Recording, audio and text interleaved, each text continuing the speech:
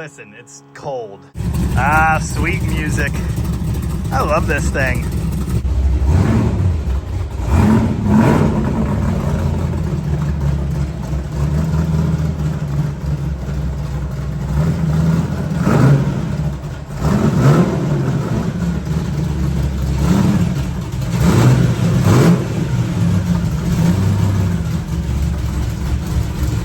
That thing, of course, the garbage can Cuda.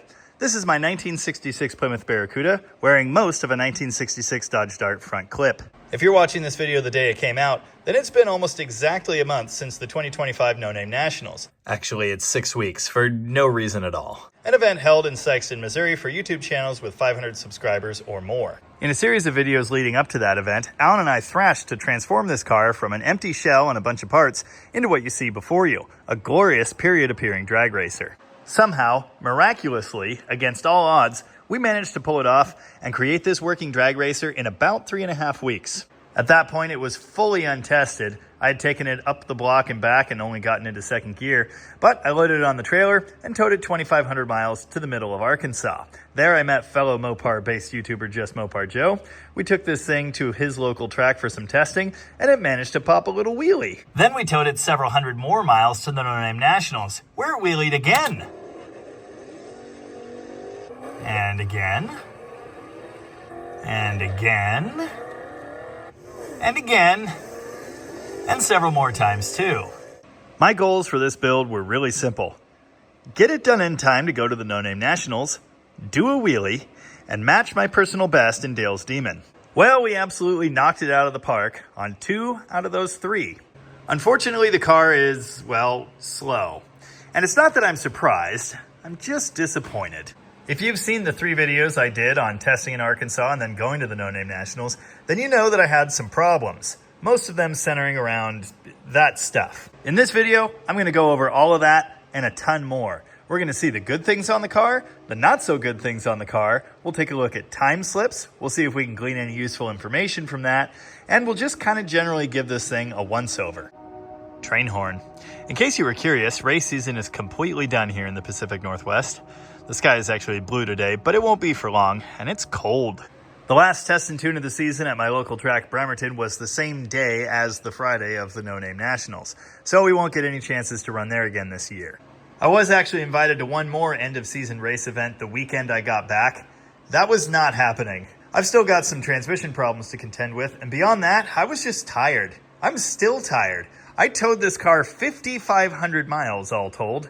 So I'll be taking notes as I go through the car today, and hopefully by next April or so, we'll have a working race car again. If you follow this channel and you know this car, you're probably familiar with the formula at this point, but I do just want to cover that really quick. Here where the hood is supposed to be is a 273 cubic inch small block Mopar engine. Technically, with the overbore, it's 277 cubic inches, but that's not particularly important. It's wearing a set of factory 273 cylinder heads from the 1965 to 67 timeframe. There's a Y-end tunnel ram on top. We've got dual Edelbrock 500 carburetors. I can't find the cam card at present. I did show the specs in an earlier video on the build. It's a Mopar purple shaft with something around 498 lift. The transmission is a 4-speed A833 Mopar unit. It has been modified to be a slick shift. That means there are 0 synchros in this thing, and half of the gear engagement teeth have been ground away. I've said this 1,000 times, I'll say it till I'm blue in the face. My only interest in drag racing includes all 3 of these pedals. If you're here to tell me to put an automatic in the car, just go away now. You are my least favorite person today. I am fully enchanted by driving a classic drag racer with a 3-pedal transmission. Grumpy Jenkins is my spirit animal. This is what we're going to be contending with. For better, or more likely for worse. I do not care. The rear end is a factory A-body Chrysler 8 3/4 axle. The gear chunk is a 488 or 489. The actual gear ratio is 4.88888. 9, so you can call it whichever one you want. For shocks currently, I've got Dale's spare ancient 70s drag racing adjustable shocks. They're not very good, but there they are. We do have an adjustable pinion snubber on the car. Unlike on the Demon, this is not preloaded against the floor, but it's pretty close. I think it's like 1/2 inch. The springs are super stocks for the A-body. I made no modifications to the clamps that come on them. There's one toward the back and then one toward the front. The slicks are currently Mickey Thompson 28x9s. I say currently because we may well be making a change here. The car has 10-inch four-wheel drum brakes and a factory pump and pray master cylinder. I will not be changing any of this. Leave me alone. The car is equipped with all the necessary safety equipment to go as fast as it probably ever will and have slick tires. Drive shaft loop, long lug studs front and rear, and a battery housed in the trunk inside a vented box.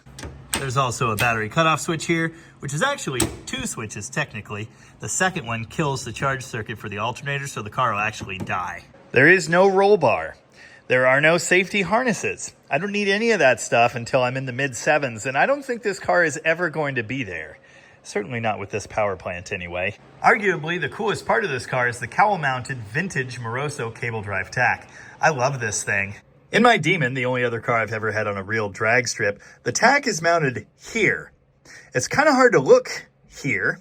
I've found with the cable drive up here on the cowl, I can actually keep an eye on the light while I'm trying to plant it at the RPM I want to leave. Don't worry about those gauges, they're all broken and useless. Everybody wants to know what kind of power the 273 makes. I have no idea. The factory 273 in high-performance Commando, or Charger form, was rated for 235 horsepower. Of course, that was a gross number and wildly misrepresentative compared to modern horsepower figures. The D-Dart was a higher-performance, factory-built drag car with a 273, and the engine in that car was rated for 275 horsepower.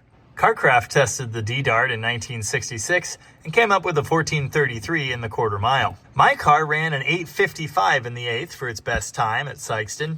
Converted to quarter mile with Wallace's calculator, that's like a high 13, 13.6, 13.7. I said all of that to say, well, I don't have an exact horsepower figure. I'm pretty sure it's a good bit north of the factory 273 4-barrel, maybe in the territory of the D-Dart, or a little bit better. The D-Dart, of course, didn't have a giant, ridiculous wide tunnel ram or fender well headers, so I've got that going for me. The first time the Barracuda ever hit a racetrack was the day before we left for No Name. I showed that in this video, Baby's First Wheelie. Thanks to the Just Mopar Joe hookup, I was lucky enough to be able to test at Newport Raceway on a day they weren't open. Because they weren't open, though, there is no timing. There is no tree. So we really have no idea what's going on as far as timing is concerned. We could certainly see it doing this, though. But these time slips I'm going to show you are from the very first time out with this car in seriousness, in something approaching competition, and with timing. Before I show you these time slips, I just want to remind everybody once again, I'm not a serious drag racer. No Name Nationals 25 was like my 8th time on a drag strip. There is an insane amount of stuff to think about, an insane amount of stuff to learn about how to drive one of these cars, about how to launch with 3 pedals, about how to get it to not bog and actually leave the starting line. And then there's, watching the lights and getting your mind in sync with those. And again, I'm green behind the ears, so I just want to make sure everybody remembers that. Most of the reaction times on these slips can be measured with a sundial. That's why I ran 6 times on Friday and 4 additional times on Saturday. Although on Saturday, these were after going through my transmission, kind of, sort of, maybe not really fixing it, putting it back in the car, having it still make horrible noises, and just trying to get down the drag strip. So nothing that happened on Saturday was really worth writing home about. I'm certainly not going to show you every number on every one of these slips, but there are some important highlights. This was my very first run on Friday, a test and tune pass. Notice it says 895 and 78 miles an hour. Well, on that run, the car tried to send me into the wall. Watch what this tire does after the hop. See that front left tire? See how it's not straight? That's because the front end of the car came up and never came back down. I aligned this thing at home with the quick trick. I haven't checked the alignment since driving it. I should probably do that at some point. Because it turns out this car was dragging me to the right the entire time. But it was worst on that first pass. This is a clip from an awesome video taken from the starting line of all of the racing action at No Name Nationals 2025. It was posted by a YouTuber called LP94. Watch the Barracuda. Every time it shifts and the nose comes up, it goes to the right. Sketchy. Here's where I get knocked out of the bracket. It goes to the right when it pulls the wheels. It goes to the right again. So that's interesting. I had no idea from the driver's seat. I didn't notice. I was just correcting and going down the track. And when you see footage from the crowd, from the side of the car, you don't notice this at all.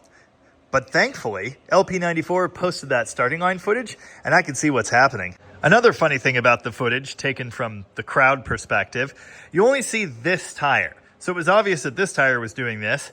What was the right tire doing? Probably the same thing.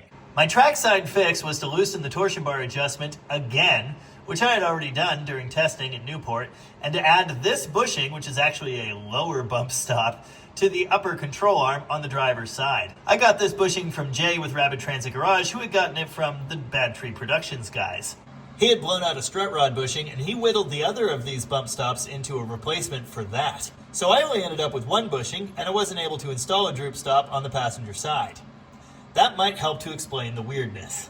Deleting these upper bump stops, or droop stops, or whatever you want to call them, is an old school Mopar drag racing thing. Notice Dale's Demon does not have them currently. I did the alignment on this car the same exact way as the Barracuda. It doesn't do the weird wheel hanging out thing, or yank me to the right, I don't think. So I'm not quite sure what to think of all of that just yet. Regardless, the car continued to do awesome wheelies with that bushing in there. It seems to be transferring weight just fine. I'll probably add a second one and then revisit the alignment. With the Barracuda in the air like this, you can see that the front wheels are going at different angles. The driver's side, of course, is hitting the one bump stop bushing I put in. The passenger side is not. It sure isn't hard to see the crazy camber angle this front right wheel is now going at. And if you can sight down that tire, you see the toe here is being pulled much farther than the driver's side wheel is. That would probably be why it steers itself to the right, only when it shifts gears and the nose comes up. Here's the left wheel with the nose up. Much better riding on that bump stop there.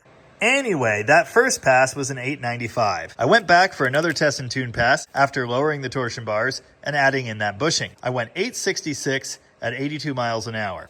The 60 foot was still not great, 2.06 seconds. But the car wasn't dragging me into the wall anymore, so I took that as a huge win.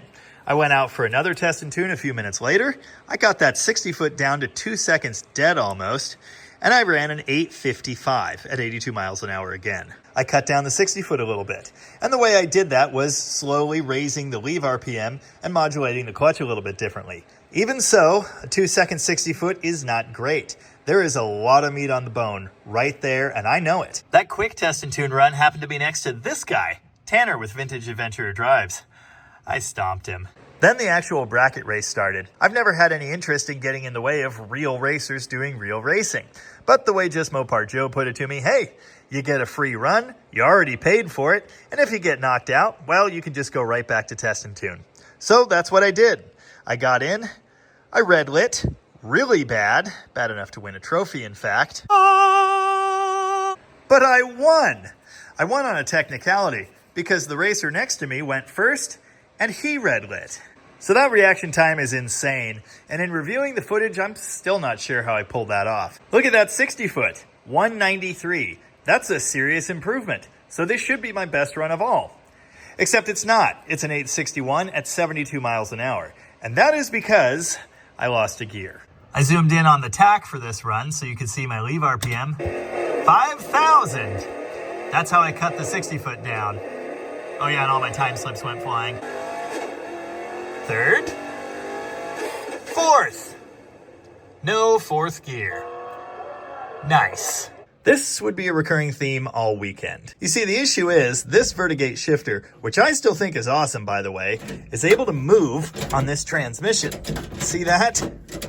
That is because the mounting bolts are way smaller than the holes they go through in this custom-made bracket down here. So many commenters have told me that the Vertigate is trash and to throw it away and put a standard H-pattern shifter in here. A standard H-pattern shifter is what I have in Dale's Demon. And my track record of finding third gear with that shifter, well, it hasn't been great. Thing is, this is not a slick shift transmission. This is a standard bone stock worn out transmission. And this thing has a center force clutch. I'm pretty sure something in one of those two things is the reason why when I try to shift to third with this thing, it's like punching a wall. That's why my fastest runs with this car have all involved granny shifting third gear. And it's why for the Barracuda, I wanted something very, very different. You want H-pattern shifter? Sure. I've got almost more of them than I could count. There's the Competition Plus.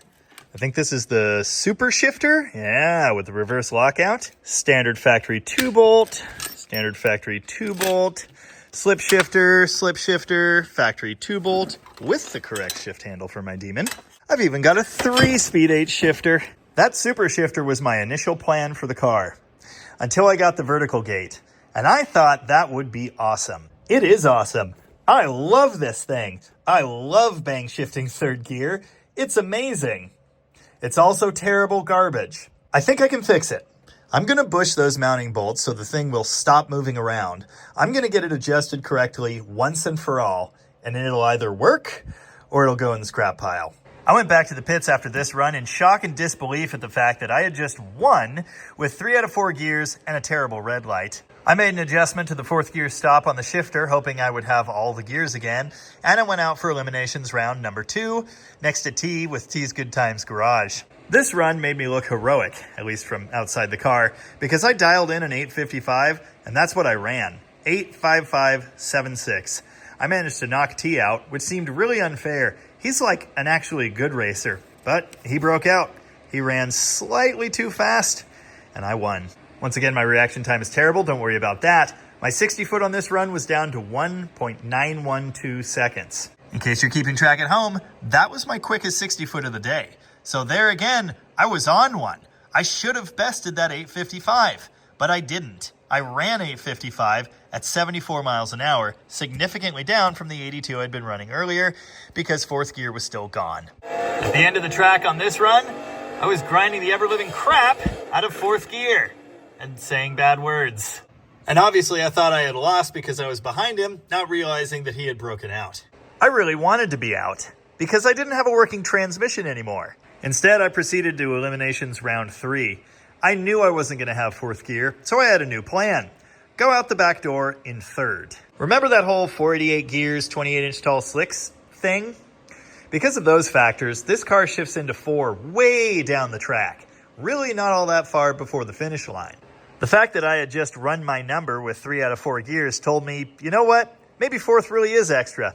So, for this run, I just left it in 3rd. That turned out to be a mistake because I hit the rev limiter well before the finish line and held it there. The mile an hour came up to 79, the ET was 863, and that was nowhere near enough to win, so I was out. My 60 foot on that run was down to 197. I'm not entirely sure why, probably leave RPM, got in my own head. No idea. Anyway, I went back to the pits again and adjusted the shifter even more, hoping I could go back out for a test and tune pass after the bracket was over and run my quickest time yet. At the end of the bracket race, I was the only car in the staging lanes for test and tune, so I got right to the starting line. I rolled back through the water, I rolled up in 1st gear, did a little hoppy, shifted to 2nd for my normal big burnout to heat up the tires, and was immediately rewarded with horrible howling noises from the 833. And that was the end of my forward progress for the weekend. The next day, Jason with Indirect Connection and I pulled the 833 out and tore it down on the deck of my trailer. And we found a problem. The countershaft was moving around in the case. And I fixed that problem, but it turned out to not be the big problem. You can actually see evidence of the big problem in this very shot. Look at the shinies on the 1-2 shift collar. That should not be ground down like that. In this slick shift transmission I built myself, I'm using the best parts from early and late generation A833s. I'm using the shift cover from the early generation with the ball detent style, but I'm using the late steel shift forks. This is easy to do if you cut the extra little nib off the top of them that goes into the interlocking piece used on the late shift covers, which are kind of terrible. Earlier transmissions use bronze shift forks. Apparently they're prone to cracking. For heavy-duty use, and this certainly qualifies, it's advised that you use the later steel ones. So that's what I did. But there's another problem, because my slick shift transmission doesn't have stop rings, and it doesn't have any of the spring pieces in here that locate the stop rings. Those spring pieces do something else too. They keep the shift collar dead in the middle when it is in the neutral position. See, I can't even pop it out of there by hand. There you go. It sits on those springs, and they lock it in place. I don't have that. Also, because slick shift, half of the teeth inside are ground down. So there's really not much keeping this thing from rocking on this center body thing. Because I used aftermarket ones without these grooves, I couldn't even put the springs in there if I wanted to. That was the problem the whole time. These pieces were like screaming as they slowly ate each other. It is a terrifying sound from inside the car. I still don't know how I'm going to fix this problem. Now, I've already explained 2 separate transmission issues with the Barracuda, but there's actually a third one. And that is, the warmer it gets, the less the clutch disengages. Just trying to engage reverse or first, I get horrible grinding noises. And that is because the clutch is not fully disengaging. My foot is in the firewall and still bad noises happen. With that in mind, I guess we can look at the time slips from day 2. The first time out, this was the first round of the Triple Crown, I lost really badly. It ran an 870, which was not good. The 60 foot was back down to 212 on the Saturday. Everybody I talked to said they were running slow. It was muggy, it was hot. I think I had all 4 gears for this run, which is how I managed 83 miles an hour. It just wasn't good at all. Neither was my reaction. Oh, that was a Pro Tree. This is the only Pro Tree run I've ever made in my life. The car continued to be slow. The transmission was howling the entire time, but I entered the stick shift challenge anyway for fun. I cut the 60 foot down a little bit to 204. It ran 81 miles an hour and an 878, which is not great. I did win though, because the gentleman next to me in the dune buggy thing red lit. Once again, I'm the luckiest bracket racer. Not so much when it came to the second round of the stick shift challenge, because in this round, the dragging clutch bit me, and the car dragged me through the beams, red lighting me really badly. That's unfortunate too, because the Z car I was next to, well, he was way off his dial, and I probably could have won that. My dial was at 875. Anyway, when it broke the beams, he had already gone, and I was sitting there like, what just happened? What do I do? I eventually just put it in gear and ran down the track. This was my very last pass at No Name on the Saturday. This was my run next to Junkyard D, who I beat handily. He actually red lit and then got way out of the throttle, or his car cut out, or something. I beat him handily, but I have no idea what he ran because they had no time set for the right lane for the previous run, which was just Mopar Joe and Levi, I believe. So yeah, I didn't get to see his time. The 60 foot was 192. It only ran 78 miles an hour, but it went 859. I don't know if I had 4 gears or not. I had somebody holding my camera outside the car for this run, so I don't have inside car footage, but it looks pretty heroic. All told, the car ran 10 passes at No Name and 5 passes testing with Joe, for a total of 15. So again, that's 15 passes total over 3 days, most of them with clutch, shifter, or transmission problems. The vast majority of serious drag cars today have 2 pedals, a stop pedal and a go pedal. Now don't get me wrong, there's still a lot going on in a drag race with an automatic. Driving one of those has got to be an easier job than driving this. Not only because there's one less thing you have to do, but because there's so much less to think about. When you launch a drag car, the rear tires are going from fully stopped to going that way. There has to be slippage between your engine, which is always running, and those rear tires for that to work. In the automatic, the torque converter is doing this job. With the stick shift drag racer, you have to find that slip yourself, and it needs to come from one of 2 places, the rear tires or the clutch. What that slippage does is allows you to hold your engine in the RPM range where it actually makes horsepower. As you probably noticed in my runs, when this needle gets down here, there's just nothing. This is probably obvious, but the RPM you start engaging the clutch at is also an important factor. So the answer to the question that I have seen again and again in the comments, why is it bogging like that? Well, it's me. It's a lack of managing that slip correctly. Over the course of these runs, I was baby stepping towards harder and harder launches, and I was gradually getting all of that figured out. Now again, basically what I did was transfer the setup that I know from the Demon to this car, with only a couple differences. The leaf springs, these are super stock springs, the other car has stock 340 springs. The torsion bars, this car has slant 6 bars, while that one has factory 340 bars. The engine size being smaller, of course, the tunnel ram, and the different transmission setup. Basically everything else. The 4-wheel drum brakes, the front suspension setup aside from the bars, the 8 3/4 rear axle, the width, the shocks, the gears, everything is the same as the Demon. I got the Demon into the 7s with this gear chunk and a tire of this exact height. So when it came time to put the Barracuda together, I thought I better stick with what I know. The height of the tire greatly affects the necessary gear ratio in a given setup. With this 28-inch tall tire, I'm pretty sure I need like 513s or something even crazier than that. Currently, with this setup, the car just dead hooks. It has all the traction in the world. It lifts the front end off the ground, and it drags the 273 down out of its happy place. I think to fix that, there are several things I can do. More tire pressure, more clutch slip. But ultimately, to really cut down the 60-foot, I think I either need to change that center chunk or go to a shorter tire. The tire would probably be the easier thing to do, and I'll save these 28s for future projects. Never you mind the fact I cut these rear wheel wells specifically to match those tires. Slipping the clutch more would help to band-aid this situation, but I wasn't having any luck at all with that, and there's a big reason for it. It relates back to that whole clutch drag thing I was talking about. Eagle-eyed viewers will notice two distinct things very wrong with my clutch pushrod setup down here going to the fork. The first is the angle. That looks crazy. The second is the fact that it's currently adjusted completely tight. There is no free play, and you're supposed to have a lot, actually. There should be enough free play that the clutch pedal can move like an inch before it does anything. I believe I have the wrong clutch fork for this application. I think it's too long, causing this to end up down here at this crazy angle, and throwing off the clutch pedal ratio. Essentially, with that thing pushed all the way down, it's not pushing this fork as far as it needs to go, which is why I've had to make this adjustment to get it somewhere in the realm of usability. This ratio goofiness is exactly why I can't fully disengage the clutch. And it's why, in some situations, the car will pull itself forward in gear with the clutch pedal in the firewall. It's also making the clutch much harder to modulate than it should be. Aside from the pedal ratio issue, I'm actually really happy with this Ram clutch. It works surprisingly well and withstands abuse. Look at that clutch pushrod from this angle. See how it's tilted distinctly that way? Now, out of desperation, I could probably just drill a hole through that and move the pushrod over to it, but I'm pretty sure I can track down the correct piece. Is that like corn husk? I guess that's a souvenir from the Midwest. Oh yeah, the night I thought this thing was broken and done racing, I slightly gave one of my engine mount bolts to Junkyard D for his Valiant. I should probably replace that. It turns out 2 out of 3 ain't bad. This hole was still perfectly aligned, and I probably didn't need that bolt at all, but hey, at least now I can sleep at night. Cold-blooded piece of garbage!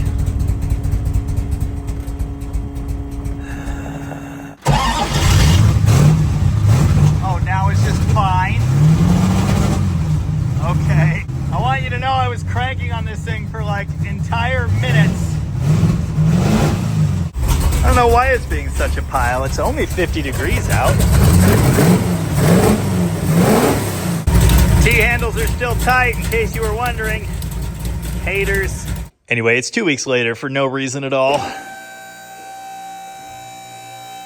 Like me, I suspect many of you are curious what the axle shafts in this car look like after doing like 15 wheelies and drag strip runs. This is the end of the driver's side axle shaft that was in the Demon when I got it. I snapped this thing next to Tony at the big ice cream race and then dragged my car broken 3,000 miles home. Since then, I've tried to be a little bit more careful about this, and I carry spare axle shafts. When we pulled the 489 gears back out of the Demon, I learned that this driver's side axle shaft, which has made 5 passes, by the way, looks almost just like that twisted, destroyed end of the one I took out. Again, I keep a spare set of these with me in the truck when I'm going on racing adventures now. I've collected a whole bunch of them. Sooner or later, I might need every one of these. Jamie, you should put a Dana 60 in it. No. I have every intention of upgrading to aftermarket axle shafts eventually, but those are like $700. And I have a bunch of these. Wow. Okay. I guess these axle shafts aren't quitters. That hasn't twisted at all. I do need to paint mark these with a line all the way down, so we'll know if there's ever any twist out here in the middle, but I don't really anticipate that being an issue. Not looking as good as this does. Don't you mind the metal paste that's coming out of the differential. For whatever reason, the Demon has always destroyed the driver's side axle shaft. I'll go ahead and check the passenger side just to be safe, but we might be good here, at least for now. Pull the passenger side axle shaft. It is just as good. Nice. Passenger side axle's back in. I did check the end play adjustment. Tightened it up a little bit. I didn't actually put a mic on there and verify what it is. I just do this by feel. There should be some play, but not a bunch. And there was just a little bit more than I wanted. Rear wheels are back on. I'll torque them once it gets on the ground. While it's up in the air for another minute here, I'm just kind of looking things over. One thing I've noticed is there is a slight leak of water up here. Did not see that last time I had it up on the lift 2 weeks ago or whatever. Seems to be coming from the lower hose there, so I'm going to tighten up that clamp, which took a lot, actually. I guess at this point I need to check all of them. Oh yeah. Yeah, all of them. Alan said I should double check the torque on the U-bolts. Good thinking, Alan. My improvised exhaust mounts are still hanging together. U-joints look good. Diff isn't leaking. Lots of good news under here. I've realized that the Z-bar pivot mount bracket thing over here on the scatter shield side has 2 sets of bolt holes. I must have used the wrong set. If I moved it to those 2 positions, I think it would actually push the Z-bar up, and that would help. Except currently with this wrong super long fork in here, it would also make this angle impossible. As I've discussed, the transmission and in particular the shifter are going to need some help.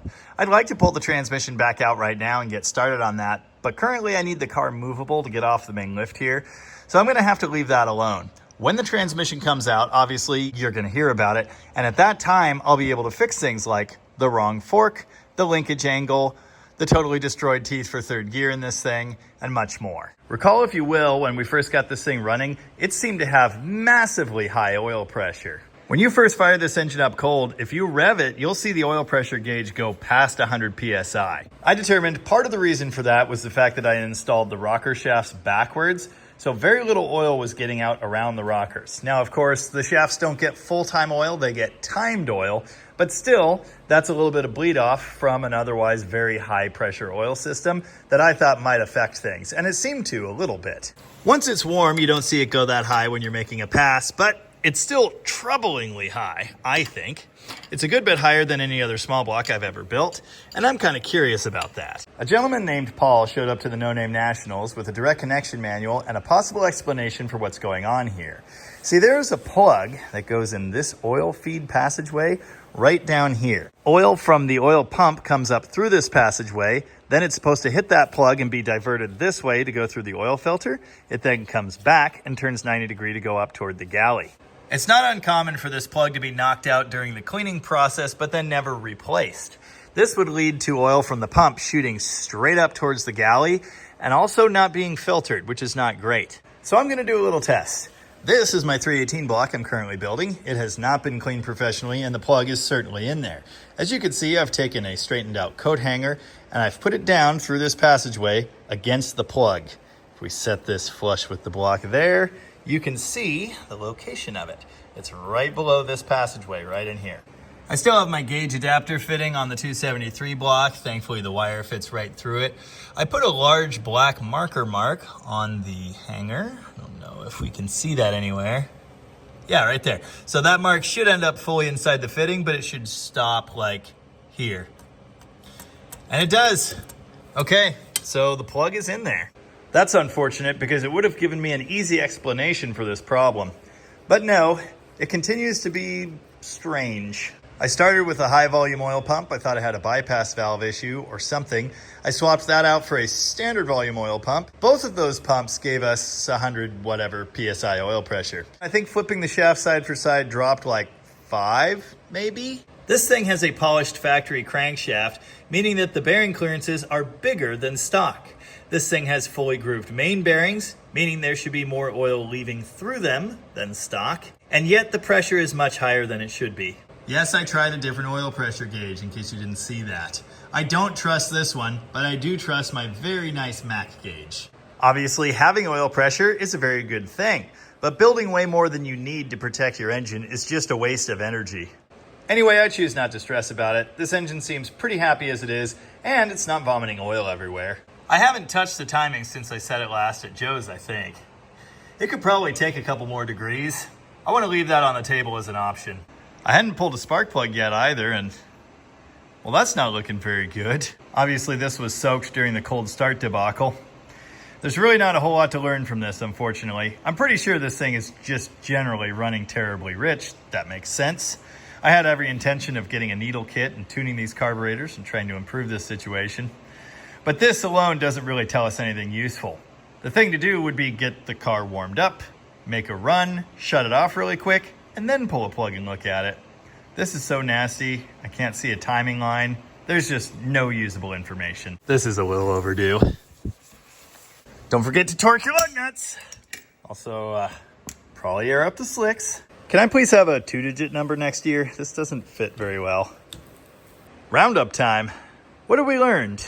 I love this thing. I built exactly the car I wanted to in exactly the style I wanted to, mostly. Still need to finish the graphics and such. But in general, it's awesome. It does exactly what I wanted it to do. I accomplished almost all of the goals I set out to accomplish, and I had a great time doing it. I am determined to bring home a time slip with this car with an ET in the 8th mile that starts with a 7. I already know 4 or 5 things I can do to help get me there, and I'm pretty sure you're going to see that this coming spring. A man can dream anyway. No Name Nationals 2025 was one of the greatest adventures I've ever been involved in, and I really want to do it again next year, only bigger. Next year, they're throwing something called the 3-pedal party. I pretty much have to go back for that, don't I? I want to return with this car, and hopefully by that time it'll be faster, it'll go in a straight line, and it'll be a little more consistent. But I want to do something else too. I think, if I played my cards right, I could take 2 rigs to the No Name Nationals. That could be fun. In case you somehow don't know, this is the Flying Banana. Or it will be, once it's painted, and it's got some suspension that works, and some other important things. The Banana both is and really isn't a faithful reproduction or recreation of the legendary Little Red Wagon. It's Schrodinger's wheel stander. My genius plan is to build and campaign this thing as an exhibition vehicle. We're certainly not going to be making timed runs, but it should look really good sailing down the drag strip. And by the time all this is crammed in the bed, well, that really shouldn't be a problem. As usual, I'm not promising any of that stuff is actually going to happen, but it's important to have goals. Otherwise, how will you never achieve them? Some final parting thoughts. I've noticed that the videos of building the Barracuda were some of my most popular, but the videos of racing the Barracuda, not so much. What's the deal with that? Do you not want to see awesome period-style drag cars doing wheelies and stuff? I've always produced a healthy mix of videos. I've never focused on just one thing, one type of video, or one project for long. So the fact that weekly updates on this build as we were throwing it together worked pretty well on the channel, well, that was kind of eye-opening. I'm making an effort to make more consistent progress on my big build type projects, like this one, for example. So if episodes on those are what you want to see, well, stay tuned because there will be a lot more coming. I'm also making a concerted effort to get rid of some of the extra projects, the ones I'm never going to get to, the ones I've lost interest in, partially to make parking spaces for more cars. You didn't think I was going to stop bringing cars home, did you? But also to make room in my mind. Well, I guess that's it for now. Certainly much more to come on this car in the coming months, but currently I've got swinger things to do. So until next time, I do thank you for watching. And remember, if it was easy, everybody would do it. So much hate! Did you know slicks aren't great all-weather off-road tires? You don't get this kind of info just anywhere, you know.